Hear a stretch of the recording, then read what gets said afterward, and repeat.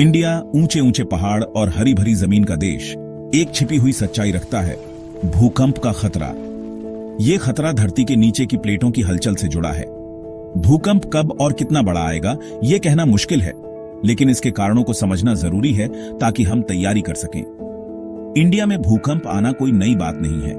हिमालय से लेकर समुद्र के किनारे तक कई इलाकों में भूकंप का खतरा है। इस वीडियो में हम भारत में भूकंप के पीछे के साइंस, तैयारी और बचाव के तरीकों पर बात करेंगे। इंडिया में भूकंप का सबसे बड़ा कारण है टेक्टोनिक प्लेट्स का टकराना। टेक्टोनिक प्लेट्स पृथ्वी की सतह के नीचे विशाल चट्टानों के टुकड़े होते हैं जो लगातार गति में रहते हैं। इंडिया इंडियन प्लेट पर है जो यूरेशियन प्लेट से टकरा रही है। यह प्लेट लाखों सालों से उत्तर की ओर बढ़ रही है, जिससे हिमालय का निर्माण हुआ है। लेकिन यह सफर आसान नहीं है। इस प्रक्रिया में कई चुनौतियां और बाधाएं आती हैं। इंडियन प्लेट यूरेशियन प्लेट से टकरा रही है, जिससे हिमालय बना है और भूकंप आते हैं। इस टकराव के कारण हिमालय का निर्माण हुआ है और यह क्षेत्र भूकंप के लिए संवेदनशील हो गया है। ये टकराव लगभग 5 सेंटीमीटर प्रति वर्ष की गति से हो रहा है, जिससे बहुत ज्यादा दबाव बनता है। इस दबाव के कारण जब प्लेट्स एक दूसरे से टकराती हैं, तो भूकंप आते हैं। हिमालय इसी टक्कर का नतीजा है। यह पर्वत श्रृंखला पृथ्वी की सतह पर सबसे ऊंची है, लेकिन इस टक्कर से भूकंप भी आते हैं जो इस क्षेत्र को खतरनाक बनाते हैं। सदियों से जमा हुआ दबाव भूकंप के रूप में बाहर निकलता है, जिससे विनाशकारी परिणाम हो सकते हैं। जिससे हिमालय का इलाका दुनिया के सबसे ज्यादा भूकंप वाले क्षेत्रों में से एक है। यहाँ के लोग हमेशा इस प्राकृतिक आपदा के खतरे में रहते हैं। इंडिया के इतिहास में कई बड़े भूकंप आए हैं। इन भूकंपों ने न केवल भौतिक संरचनाओं को नष्ट किया है, बल्कि समाज के ताने बाने को भी हिलाकर रख दिया है। 2008 का भुज भूकंप, जिसने गुजरात को तबाह कर दिया था, एक बड़ा उदाहरण है।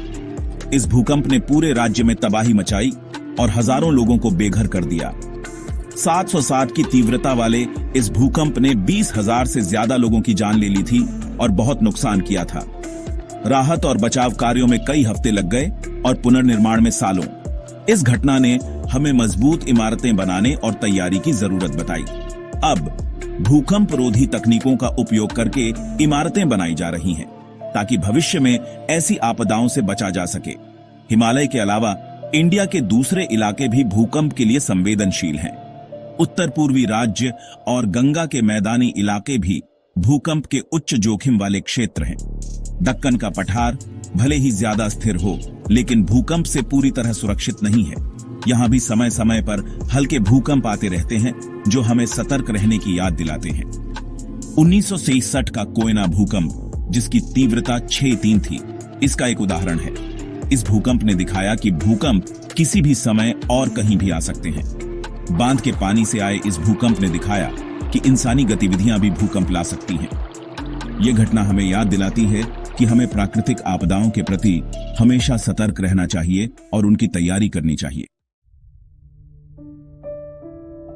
धरती क्यों हिलती है? भूकंप कैसे आता है? भूकंप को समझने के लिए यह जानना जरूरी है कि ये कैसे आते हैं। भूकंप तब आते हैं जब धरती की ऊपरी परत फॉल्ट लाइन पर टूट जाती है। यह टूटना अचानक नहीं होता, यह धरती के अंदर दबाव बनने की वजह से होता है। जब टेक्टोनिक प्लेट्स टकराती है, तो फॉल्ट लाइंस पर दबाव बनता है। जब यह दबाव बहुत ज्यादा हो जाता है, तो चट्टानें टूट जाती हैं और भूकंप आता है। ये ऊर्जा भूकंपीय तरंगों के रूप में बाहर निकलती है, जिससे धरती हिलती है। फॉल्ट लाइंस और इंसानी गतिविधियां, बढ़ता हुआ खतरा। फॉल्ट लाइंस वो जगहें हैं जहां धरती की टेक्टोनिक प्लेट्स मिलती हैं और ये भूकंप का मुख्य कारण होती है। टेक्टोनिक प्लेट्स की हलचल भूकंप का मुख्य कारण है, लेकिन कुछ और चीजें भी भूकंप की संभावना और तीव्रता को प्रभावित करती हैं। वैज्ञानिकों का मानना है कि इंसानी गतिविधियां भी इस खतरे को बढ़ा सकती हैं। एक बड़ा कारण है एक्टिव फॉल्ट लाइंस। ये फॉल्ट लाइंस भूकंप के लिए जिम्मेदार होती हैं और इनकी सक्रियता से भूकंप की तीव्रता बढ़ सकती है। इंडिया में कई फॉल्ट लाइंस हैं, जिनमें से कुछ ज्यादा एक्टिव हैं। ये फॉल्ट लाइंस देश के विभिन्न हिस्सों में फैली हुई हैं और भूकंप की संभावना को बढ़ाती है। हिमालय क्षेत्र में कई एक्टिव फॉल्ट्स हैं, जिससे यह भूकंप का केंद्र है। हिमालय की टेक्टोनिक प्लेट्स की गतिविधियां इस क्षेत्र को विशेष रूप से संवेदनशील बनाती है। इंसानी गतिविधियां भी भूकंप ला सकती हैं, हालांकि छोटे स्तर पर।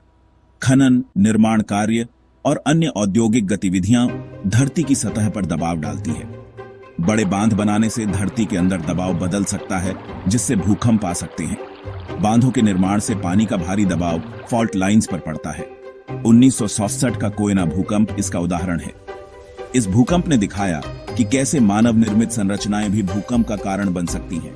इसी तरह खनन, खासकर जमीन के नीचे खनन से भी भूकंप आ सकते हैं। खनन गतिविधियां धरती की सतह को अस्थिर कर सकती हैं, जिससे भूकंप की संभावना बढ़ जाती है। भूकंप की भविष्यवाणी, विज्ञान बनाम अनुमान। भूकंप विज्ञान में तरक्की के बावजूद भूकंप की सटीक भविष्यवाणी करना अभी भी मुश्किल है। वैज्ञानिक भूकंप के ज्यादा खतरे वाले क्षेत्रों की पहचान कर सकते हैं, लेकिन भूकंप का सही समय, स्थान और तीव्रता बताना अभी संभव नहीं है। हालांकि भूकंप की भविष्यवाणी पर रिसर्च जारी है। वैज्ञानिक भूकंप से पहले आने वाले संकेतों पर ध्यान दे रहे हैं, जैसे भूजल स्तर में बदलाव, गैस उत्सर्जन और जानवरों का व्यवहार। लेकिन इन संकेतों की सटीकता पर अभी भी बहस चल रही है। तैयारी, भूकंप से बचाव। चूंकि भूकंप की भविष्यवाणी मुश्किल है, इसलिए तैयारी ही सबसे अच्छा बचाव है। भूकंप रोधी इमारतें बनाना बहुत जरूरी है। ऐसी इमारतें जो भूकंप के झटकों को सह सकें, जान माल का नुकसान कम कर सकती हैं।